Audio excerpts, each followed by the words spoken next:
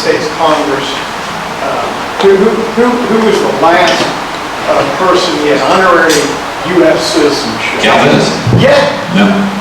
So is our Congress wrong?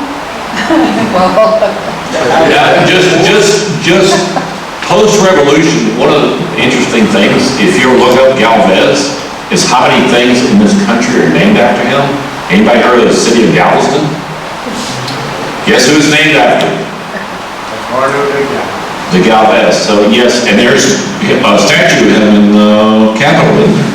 And the U.S. Capitol. Yeah, the U.S. Capitol. Is, and the one that Spain donated to New Orleans Right. got moved. But ultimately, Spain's involvement cost Spain dearly in the name of a man named Simon Bolivar.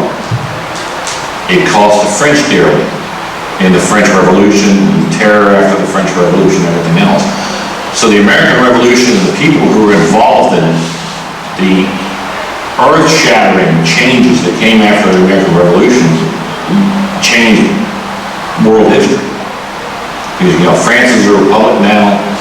Spain lost all its possessions. And one of the interesting things is I ran the numbers on the Spanish gold shipments, gold and silver shipments from South America from 1500 to 1790.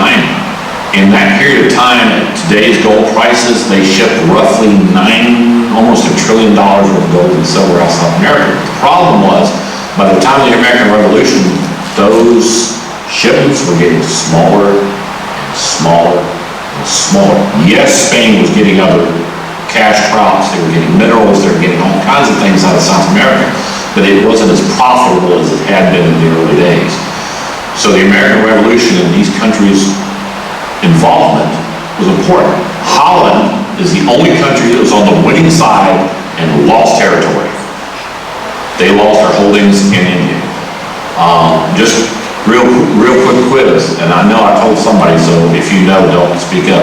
Where was the last battle of the American Revolution? Anybody? It was in India. Some people say that the American Revolution was the first world war. 7 year French and Indian War, really, probably. Because you gotta remember French and Indian War. Every country in the world. Yeah. Takes a side. French and Indian War, and the French and Indian War and the American Revolution was basically the same lineup of countries. Why do you say the Indian battle was a battle of the American Revolution? Because it was between the French and the British. You have to remember the French had possessions, a lot of possessions in India, and the British had possessions. The Dutch had already lost them by treaty, or were going to lose them by treaty. And the British and the Spanish. What was more important to the British, India or North America? India. They made money in India. In the Treaty of Paris, Holland lost their Indian Separate treaty. separate. Separate treaty. I'm just trying to get the connection. No, I understand what you're saying, but no, it was a separate treaty. The British and the Dutch had been going, they went to war because the Dutch refused to fire or salute British ships. I mean, that's how petty the Dutch. You have to remember, the Dutch was a huge commercial enterprise. Holland is a very small country that has no natural minerals, doesn't produce anything, but what they do have is very good sailors and a very good merchant fleet. So they were all over the world involved in commerce. What were the British involved in? Commerce. What did the British not like? Competition. So the Dutch were natural competition, so that's really where the Dutch kind of got caught between a rock and a hard place, the whole thing. But yeah, the last battle was because the British wanted complete control of India. They did not end up achieving that until the early 19th century when they finally kicked the French out. The French Revolution caused a lot of that. Other questions, comments, input? Bring in Texas, cattle drive. No. That's right, they did bring some cattle. That's right. Processed all those hides. Up the Mississippi River, and they were picked up by George Rogers Clark, brought them to the Continental Army, kept them from having a third and fourth Valley Forge. Yeah. How do we know that? Patrick Henry, Governor of Virginia, wrote Bernardo de Galvez a thank you letter. And that contributed to Congress saying, wait, let's include him with Lafayette and Pulaski. Yeah. Now this was cattle? Yeah. Yeah, Texas. Yeah. Up to the that got to the Continental Army? Yeah. Not live cattle, but more the hides and horn and all the cow products. No, there was no drive or flatboats. Yeah. They couldn't have done that. Now, a lot of it did provision the Spanish soldiers. They never starved. They were in good shape. You have a question back there? I was just going to ask you, you were talking about how like France and Spain both wound up wars, it seemed like after the war.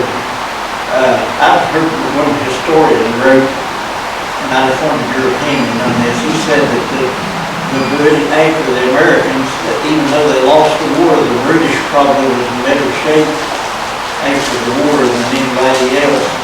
I mean, could they stay stable? Well, one of the things I think people forget, the British didn't lose the war. This was, the American Revolution of the British was very much a Vietnam situation. They were losing a lot of men, they were losing a lot of supplies and gold. For 13 colonies they weren't making money on. They were making money in India, they were making money in the Caribbean. They weren't making money in North America because the burden of defense against the Spanish and the French were on the British. The Americans didn't want to pay the taxes. So what advantage the British had? The Americans have independence, they're going to trade with us anyway, and we don't have to foot the bill for the defense. It sounds like a lot better deal. So the French basically, their treasury was broken. The amount of money they sent to America broke their treasury. Yes, sir. Yeah, there was a naval action in 1780, I think it was. A supply fleet from Britain was coming to provision Cornwallis, and they were under strict orders. No light, don't show any light. And the French and the Spanish, they had a combined fleet, and they heard about it, good spy network and all that. So they traced this convoy coming down, and then one of the British captains sees a Spanish vessel and thinks it's a British, so he signals it, and the Spanish commander says, "I got you." They surrounded, they captured, it was what would amount to millions of dollars, money, supplies, troops, clothes. It was so awful a catastrophe for the British fleet, it made the stock market in Britain go through the floor, and that's what brought them to the negotiation table. So, Well, just, how many of you have ever heard of Lloyd's of London? You know, it's not an insurance company, it's a reinsurance company. They sell it. Lloyd's of London existed at that time. They would not sell insurance to British shipping. Period. It didn't matter where in the world they were going, they weren't selling them insurance. Without insurance, commerce stops. Nobody's going to put their ship at risk without insurance. So that ties into exactly what he just said. So yeah, the Spanish entry into the war, even though they're out with the French, not us directly, was a deciding factor. It just wasn't. Went all the way to Michigan, believe it or not, folks. So, any other questions? Thank you for coming.